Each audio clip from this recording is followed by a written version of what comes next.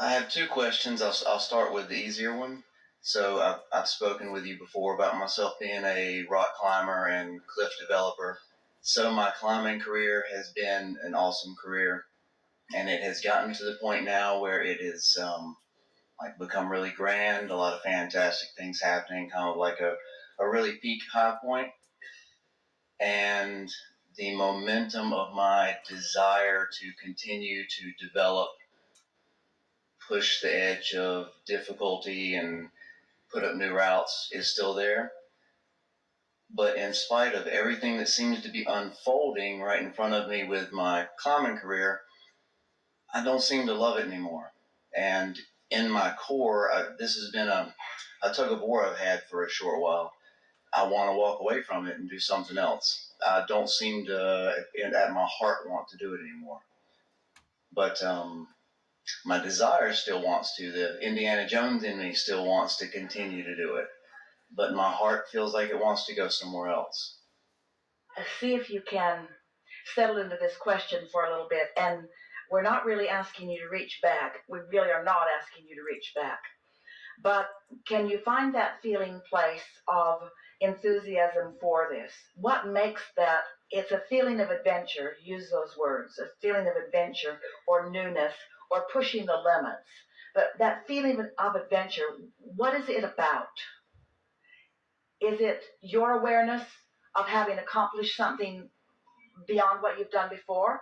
Or is it your awareness of others acknowledging that you're accomplishing something that is more than is usual?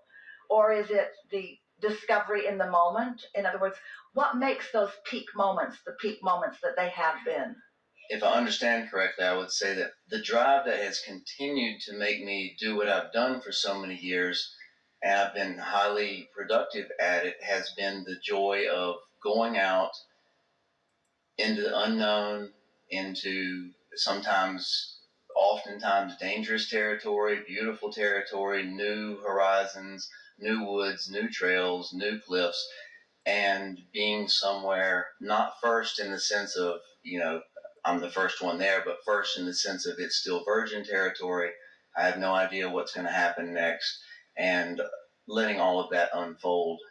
And it's kind of like a piece of art in a sense. Consider it from this vantage point. So imagine that you are in a new area and you are tuned in and you are enjoying your hike and your climb, and you find a new trail, you do your way of marking it, you see new things, you experience new heights, you accomplish new things, and you feel exhilaration about it. And then let's say that you go back to that trail and you do it again, almost the same. In fact, it's like your inner being led you pretty much the same way in the same place again. And then you do it again, and then you do it again. And then you say to yourself, but I've discovered this trail. I've discovered this, so there's nothing new in it for me. And so you don't feel that exhilaration. Would that probably be accurate? Yes, absolutely. And then let's say that you take someone with you that has not been there before, who maybe even doesn't have the capacity for intuition that you do, and maybe isn't even as strong as you are, but they go with you, they follow with you, and they have an awesome experience which you now witness, which makes that same trail different for you because they're different components. Would that be sort of accurate? Yes. So let's say that you've charted several trails and you are leading different people at differing degrees of ability. And let's say that now you have a group that is really not used to this at all, but they are finding new awareness within themselves and new intuition within themselves, and most of all, new happiness within themselves, and you're getting to witness it. Would it be good for you? Would that be accurate? Would it be good for you? The answer is definitely yes. You mean it? So would it be good for me if other people enjoyed what that's the question we're asking. Yes. Good, but not yes, as good. But it is not what fuels me. So now what about this? So what if it's just you and you are on a familiar trail, but you are tuned in to your inner being in a more precise way than you've ever been before? And so now you are doing this trail through the eyes of Source. Now, even though you've been there before, this time you rendezvous with spectacles in nature, the likes of which you've never seen, because your inner being knows where they are. Your inner being knows what the atmospheric conditions are, and when the atmospheric conditions produce things that you have never seen before. Your inner being takes you on a hike that your inner being would like to go on. What about that? That is absolutely yes. That's what we would That do. is what I'm looking We'd take our inner being along, or we'd go where our inner being wants to go. Because it doesn't matter how many times you've gone or how well marked the trail is. When you hook up with your inner being who knows all of the intentions that you hold, the new that you keep asking for. You see, this somewhat boredom that you've discovered, and that's a stronger word maybe than you would have used, but this feeling that there's not as much new exhilaration potential has caused you to ask for more unique things. And your inner being knows what they are and where they are and will guide you to them. That would lead me, I guess, straight into my second question, which... That's the one we're waiting for. The start of my question was going to be your perspective and insight on the nature of my inner being and relationship with it and such, but I'll start it now by saying that it seems like my inner being does not, because I have a very visceral, direct connection with what my inner being is, it does not seem to get much pleasure from just doing the rock climbing and the same old thing anymore. Oh, your inner being is getting the pleasure, but you're not letting it in, and that's the question that we want to ask.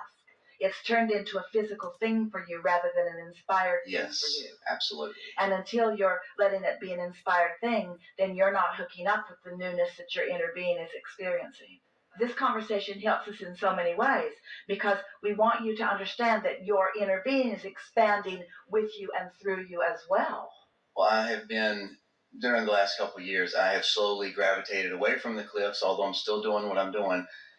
And I've been going out and meditating in caves a lot by myself and in, going out in the woods deep by myself. And my inner being seems to really thrive going away from the climbing environment and into expanding in that. It seems strange, but meditating in the caves, walking through the woods, there is a connection with nature and the universe itself that is starting to unfold. And so you're discovering that thrill isn't just from challenge and adventure and danger. Yes, ma'am. That it's from alignment. Yes. Yeah.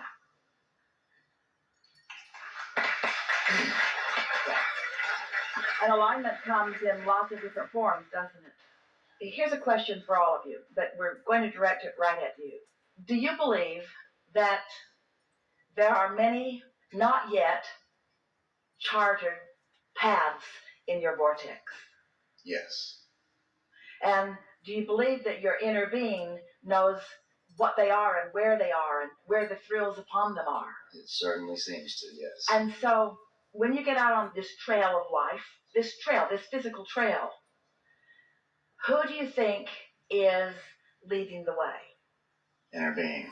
Your inner being is taking you to the places that you already have led the way to. You lead the way through your questions. Your inner being then shines a light on the answer to your questions, and you tune in to receive the direction. And so, who's leading the way? I guess I'm leading the way. And how do you think your inner being feels about you leading the way? I assume pretty good. Your inner being is thrilled with you leading the way. That's why you came. You said, I'll go forth into the new adventure, and I will explore all of the new contrasts, and I will come to new conclusions about what I want. And your inner being says, and once you conclude something, we will take note of it, and we will give our undivided attention to it, and we will hold our vibrational awareness of it, and we will shine a light on it so that you can find your vibrational way to it, and then we will go together. And as we go together in the new place that you have defined, we will feel exhilarated, and depending on how tuned in you are, you'll feel it too. Helpful? So is it my ego that is still attached to wanting to finish the climbing? Because Yeah. it is okay. Well, it feels like it. Your thinking mind has made a decision that you're going to do something that you set out to do. Your inner mind knows that you've set out to do a whole lot of things. It's just that your human mind is a little more limiting on what the actual goal of the climb is. Does that make sense to you? I think so.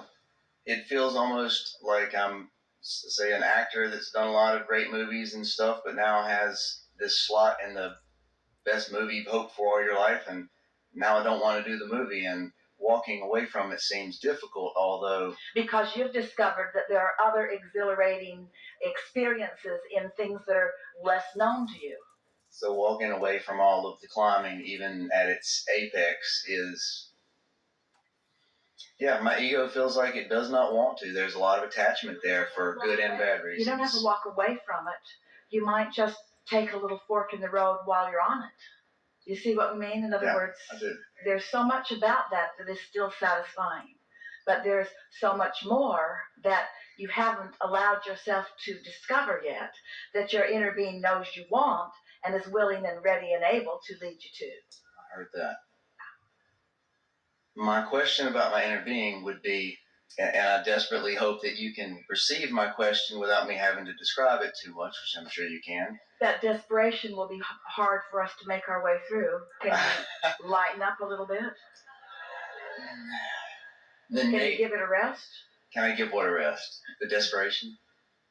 Okay. My question is about, I'm very satisfied with my inner being and my relationship with it. In many ways, it seems of a similar nature to what Esther Abraham experienced, although maybe it's totally different. It's similar, and the more you are allowing it to continue to expand, the more like it is. Your relationship with your inner being is just a budding relationship. You're just getting to know one another. Esther hasn't even begun to allow us to assist her in the ways that are possible, because she's still hung up on her humanness to a certain extent, and so are you. Why is my inner being seemingly... Most people talk about, flowers and roses and beautiful things. My inner being seems to be very... Don't let others define what's nice for you. Don't let others and their words that may be aligned words or not, don't let them dictate to you what is wanted by you. Let your emotions guide you. So the inner being that I'm speaking of, which I'm sure that you perceive on, that is my inner being, because it seems very... It's magical, it's powerful, but it's extremely... I'll lay it out there. It takes the form of a dragon very often. It's very powerful, very vicious, but beautiful. You translate it that way because of its power. Everything is coming through your interpretation. So the block of thought that you are receiving, because there are very few humans who are physically around you, who are connecting with this energy and allowing it to flow. And so your mind had to make it something really unusual. And so you used all of those elements of power and speed and force and stamina and intensity and all of that. You see what we're getting at? Mm-hmm. It's your translation. It's your way of describing. So that energy is still my inner being then. And it's pure positive energy. There's no... In everything, I've experienced it a long, long time, and it has never showed me anything aside from its divineness. It just takes a very strong form. Again, we'll reflect that back to you. It's your way of saying, my inner being is more powerful than anything I've witnessed in physical form. And we said, of course it is.